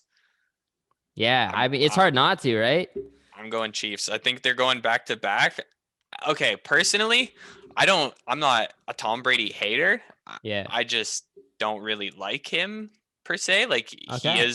he is like I will say it. He is one of the greatest players to ever play in the NFL, Yep. hands down. Yep. But it like I don't know. Like I don't. It's not like I just dislike him. It's just like I like rooting against him. Because he wins so much, I guess, right? You want to see I someone else guess so. win? Like, how many rings does he have? 7? 6, I think. 6. Yeah, 6. About to have 7, maybe. Yeah. Uh-huh. Like, why? Like, you can literally sell all of those for $1 million each. Yeah. And if he signs them, they'd be even worth more. Yeah, exactly. Like, I don't know. Like, that's why I like to root against him, I guess. Like, Yeah. Yeah. I don't know. I don't know who I'm rooting for in this one because it's like you have the defending champ in Mahomes and the Chiefs. And normally you would want to vote for or cheer for the team that didn't just win last year. You want to see a new winner. But at the yeah, same time, you have it's Tom Tom Brady, Brady. who has Yeah. won 6 Super Bowls in his career. And he and the Bucks are almost the favorites, arguably, in this just because they have Brady. Mhm. Like And this is such a Gronk. close and Gronk. Yeah, that tandem has won so many Super Bowls together. And like it's the offense of the Chiefs with Hill and Kelsey up against the defense of the Bucks with White and Sue. Like it's just going to be a clash of the Titans. It's a big Super Bowl. This could be the greatest Super Bowl of all time. I'm just gonna say it'll be an exciting Super Bowl. Yeah. And especially with the caliber of the quarterbacks. Yeah. Like, yeah. Hands down. Like these are 2 Hall of Famers. Yeah, like already Mahomes is the Hall of Famer, basically. He's it's early in his career, but like so early, yeah. Back-to-back Super Bowls already. Like, what else could he do? Like, yeah, you know, like his 3 in a future row. could only get bigger. Exactly. Yeah. You know, like so. Yeah, I don't know, but my prediction, I'm definitely gonna go with the Chiefs. You think it's gonna be a close game or yeah? blowout? I think it's gonna be a really close game. Either like a touchdown or maybe a touchdown and a field goal at most or something like that score wise. Yeah. But I don't know. I don't think anything like I definitely don't think it'll be a blowout. Like definitely not no like 40 something to 16 type beater. No, yeah. It's probably not. Especially you definitely wouldn't see that happen against the Chiefs. I think if there was to be a blowout, the Chiefs would blow out the Bucks. Yeah. Not vice versa. You can't shut down Mahomes. I said it last podcast. You can't shut him down. Like you can limit him as much as you can, but he's still going to get at least 30 points a game, I would say 25 to 30. And I mean, the 49ers did a good job of kind of limiting him last Super Bowl. Like that was a very close game. The Chiefs were losing in the 4th quarter. And then, he came up big with the big throw to Hill, and then Williams got a touchdown late there. And I don't know. It will be a close game. I just came up with this question right now in my head. Normally in Super Bowls, there's a big play. There's a big play, whether it's like the David Tyree catch or the Julian Edelman catch in the Falcons Super Bowl with the Patriots. There's probably going to be the Seahawks. The Seahawks, Malcolm Butler. Why didn't they run it there? That was ridiculous. That was ridiculous. So we know there's going to be some play that happens. Who do you think will be the player to make this play? Wow. Yeah. And if you get this right, then you're a genius. That is a big question. Yeah. I mean, it's just a random really guess, but I know, right. But at the same time, like it could be like the whole game, like this player could make the whole game. Yeah, true. Yeah.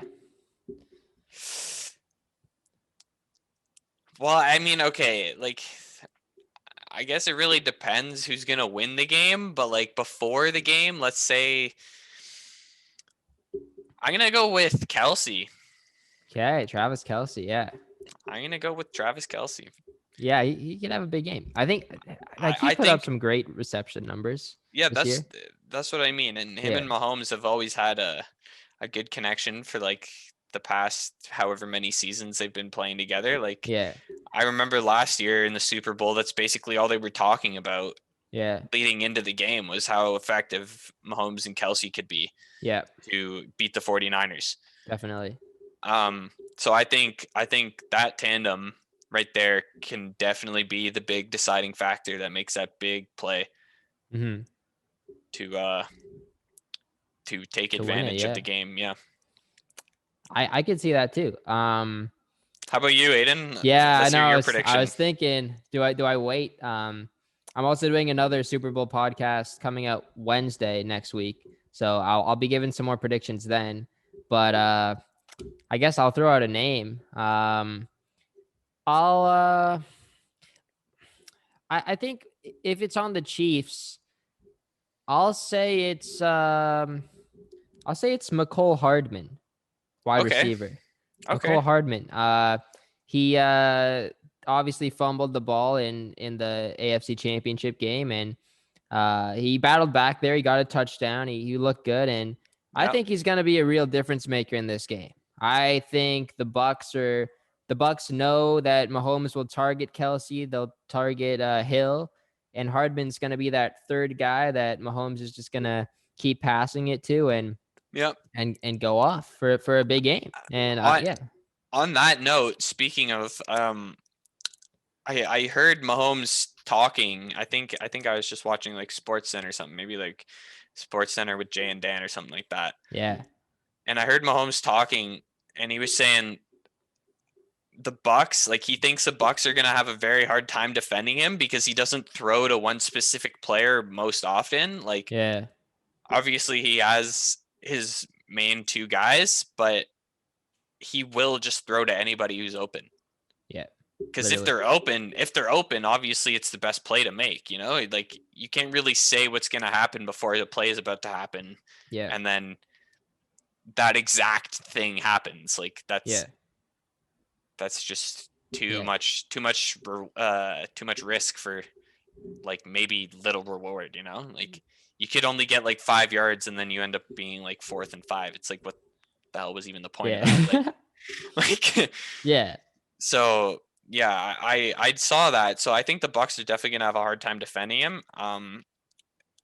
Especially if they are going to specifically guard certain players uh-huh. heavier than others because Mahomes is such a versatile quarterback, and even he can even run the ball, obviously. So, Which is something Brady really can't do.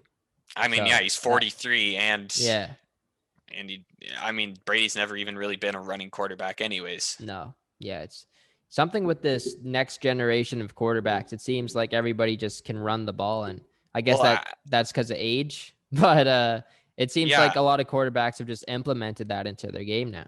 well, it's 200 IQ. Why would you not? Like, Yeah, like it's just a whole nother game that all these vets in the league, when you get into the league, they won't even really know how to defend it. Like, no, exactly. Yeah, because they've been used to all these quarterbacks that sit back and throw the ball, or they use their halfback or their fullback or their running backs to run the ball. Like mm-hmm. it's never really they're just gonna go take advantage of the yards. Like look how well the Bills did. Yeah. Um, Allen's a great running quarterback. Oh yeah. Yeah, Um, and they have a decent tandem in Singletary and Moss, but yeah, the way yeah, that Allen used to run out of the pocket and pick up yards, yeah, he's good. And I think the biggest guy for this is Lamar Jackson, obviously, and 100%. You so can't be yeah, talking about this and not bring up his name. I don't know yeah. how he's not more successful. I don't know either. Maybe he has to work on his pass game. Maybe he just can't rely on the run too much, and Yeah, I mean, with maybe experience, he's gonna learn. Like he's got talent through the roof. 100%. His And that, potential is just yeah, absolutely insane. yeah. And I guess the thing with Baltimore also is that they don't have that.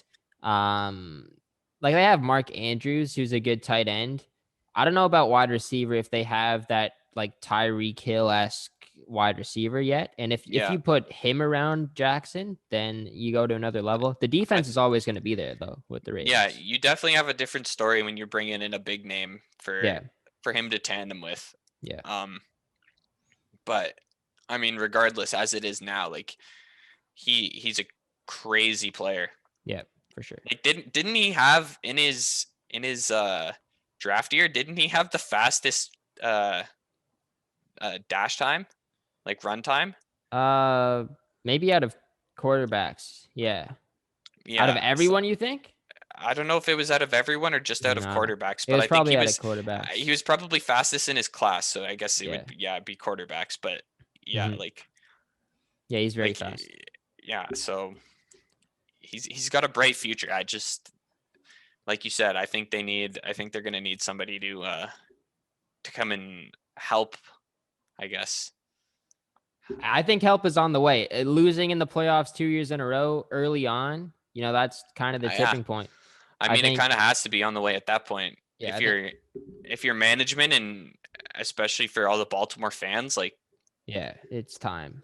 Yeah, you got to find a way to compete with Mahomes, and it looks like the Bills have surpassed the Ravens now too. So now the Ravens have to compete with the Bills out there. Yeah. Geez, I'm happy the Lions aren't in the AFC because it's going to be tough to make the Super Bowl. Like with those three guys battling, and it's not going to be fun in the AFC to say the least. And then the Cleveland Browns, like you can't forget about them. Baker Mayfield, definitely not. Good year. Juju saying, "Oh, the Cleveland Browns is Cleveland Browns," and then they get trample steamed. Like, I mean, man, like Juju. It was deserved. He's been playing too much Fortnite. Yeah, dancing on the logos too much as well. Yeah, I know. Like, yeah, I don't know. Anyways, anything else we want to talk about? That's pretty much all I got. Laine trade. You want to talk about the Laine trade? Okay. We could talk about the Laine trade. I mean, the only thing I'd really want to talk about is the Tortorella situation. All right, sure. I did have it in my notes, but that transition of bad Detroit teams really tied me into the football there. So I just had to jump. I had to take it. It really helped. But Patrick Laine for Pierre-Luc Dubois. Trade between the Jets and the Blue Jackets. The Blue Jackets also got back Jack Roslovic in that deal, and the Jets got a 3rd round pick back, I believe, as well, along with Dubois. So yeah, what were your thoughts on the trade? I think it was well overdue for both players. Even Laine said it himself. He thought that he would be traded. He wasn't thinking about being traded, but he said it's expected. Like, you're in the league, you're probably going to be traded. Like, yeah, he even said, like, the great one was traded. Like, it's the business. Yeah, exactly. Yeah, he did say that. You're right. Yeah. It's a classic Laine thing to say. He says the obvious. Yeah, exactly. Like Laine, he just kind of says it like it is, and that might be perfect for Tortorella. Yeah. Do you think he's gonna get along well with Tortorella? That's the thing, though. Like, he's lazy, it seems like. So I don't think so. Yeah, we don't really know how he is, I guess, in the locker room and on the bench. But from what we've seen from a media standpoint, I guess you see he's a bit lazy. He's a bit of a jokester. He's a bit of I guess from on the ice, you can see he's a bit of a lazy player, not the best in. Well, he's definitely not. I was about to say that he's definitely not a back and forth type player, but he does provide like scoring that almost no other player can score like him. Like almost no other player, I should say. Like obviously you have Ovechkin and like Matthews. Matthews and even Kane, like Sidney Crosby probably. Like, I know Crosby's never really been a hard time scorer, but at the same time, Crosby is the best. Crosby is backhand. The new backhand shooter. Crosby's the new era Wayne Gretzky, in my eyes. That's a hot take, I think. In my eyes, Crosby is the new era Wayne Gretzky, and then it's not really the new era anymore. It's like the McDavid is the new era Sidney Crosby. So whenever Crosby's out of the league, McDavid will take his place. That's all right. I got another question. Then I got another question. Do you want to say anything more about? You want to talk more about Tortorella? That stuff. I mean, like, okay, here, this is what I have to say. Sure, yeah. I saw his interview, and he was saying, I treat every player the same, and the way that Pierre-Luc Dubois was, like, complaining and everything, like he just needed to get over it. Like, Yeah. realistically, Tortorella just wants the best out of you. He's your coach, you know? Like, he doesn't want to lose. Why would he want to lose? Yeah.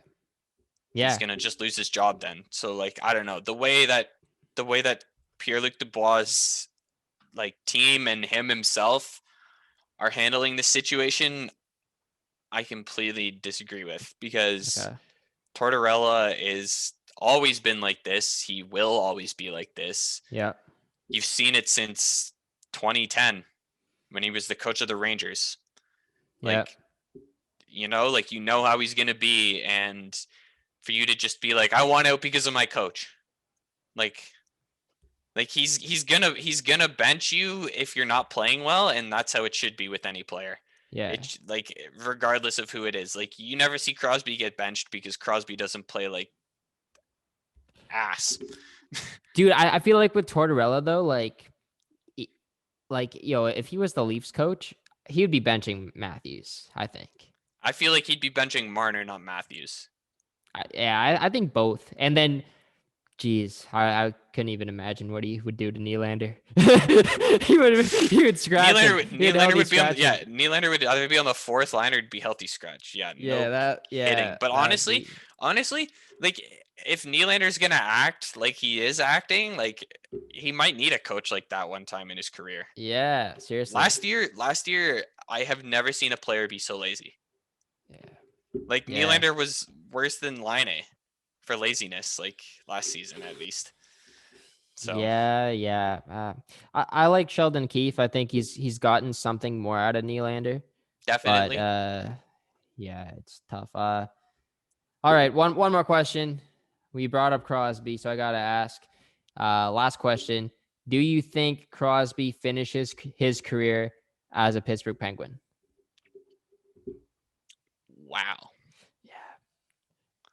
Yeah, and there's been some rumors about it too. I think Dave Poulin said yesterday that, I don't know if there's talks, but there's like it's up in the air. Like, and also Jim Rutherford's gone. Did you see that? Yeah. I heard because he was gonna trade Letang to a team on his no trade list. Yeah. Like, what are you doing? I know, right? Like, this guy's like a well-known, respected defenseman. He's been there, won 3 cups. Yeah, one of the best in the league for time. Yeah. And you're just gonna be like, I don't give a shit about you. Yeah. Like, what? Like, you show some respect, you know? Yeah. But I don't know.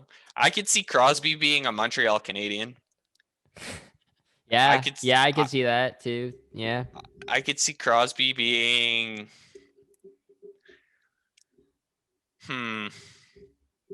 Don't say it. I was going to say a Las Vegas Golden Knight. Oh, okay. Because it's a big market. Right.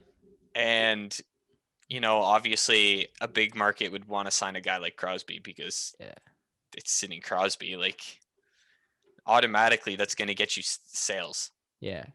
I don't know. I don't think he's going to get traded. I don't think so either. I think it's too hard to believe right now. Like, like maybe in 2 years, but right now I can't picture it. Like Patrick Laine said, I guess even Wayne Gretzky got traded. So Crosby could technically get traded, but I think the guy that wouldn't let that happen is Mario Lemieux. Like, they played together, Lemieux and Crosby back in the day. Like, they lived together. Like, Lemieux had they were roommates. And I think it does kind of tarnish his legacy a little bit if he leaves Pittsburgh. Like, there's something cool about staying with an organization your entire career, and the success that he had winning 3 cups there as well. Like, that's meaningful to him. I'm sure he's 4 finals too. Yeah, I'm sure he's happy retiring as a Penguin with Malkin. Like, 100%, yeah. I don't think Malkin will ever be traded. I think Malkin's retiring a Penguin. Yeah, I hope both of them. I honestly hope Letang does as well. I honestly thought Fleury would have, but yeah, Well, Murray changed that, but then now Murray's gone, and yeah. And now Tristan Jarry seems to be underperforming, but so is Murray. I mean, the Senators are 1-5-1, so yeah, that's true. Or I think it's 1-6-1 now after the game against the Canucks. Yeah, they haven't been good, but they're gonna finish last for a few more years, I would say, and rebuild. And I think the Battle of Ontario is gonna heat up in about 3 years from now. It's gonna be good. I saw some sparks of not excellency, but definitely a bright future for the Senators in the they got pieces in the win against the Leafs game. The Leafs, Stützle, Batherson, Paul, Kachuk, Chabot, Norris, obviously. Yeah, Kachuk, Chabot. Murray, I guess, had some glimpses. Derek Stepan. Derek Stepan, yeah. He's like that throw-in. He's like that PA Parento that the Leafs had in 2015. Yeah, you just put him on the ice because he's a vet and he can lead your team a little bit. Yeah, and then you trade him. Yeah, exactly. He gets something else for him. Same type of guy, though. Exactly, yeah. Yeah. I think that's it. I think we're good. Anything else? Yeah. I don't think so. I think we've talked about everything we need to talk about. Yeah. and more. We sidetracked a lot. But no, it was good, great conversation. And yeah, Nick, you're a great guest, and I got to get you on again for sure. Definitely. We'll see if the Chiefs prediction comes through for you next Sunday. Yeah, maybe. Yeah, make sure you guys follow Nick on Instagram. I'll put his Instagram in the description below. Make sure you guys subscribe to the channel, like the video. We're also on Spotify if you want to listen in your car, on the train, on the go, whatever you want. Follow at Unlimited Pod on Instagram as well. And yeah, we will be back for more episodes very soon. So Nick, thank you once again. Thank you, Aiden. See you guys later. Well, you said it.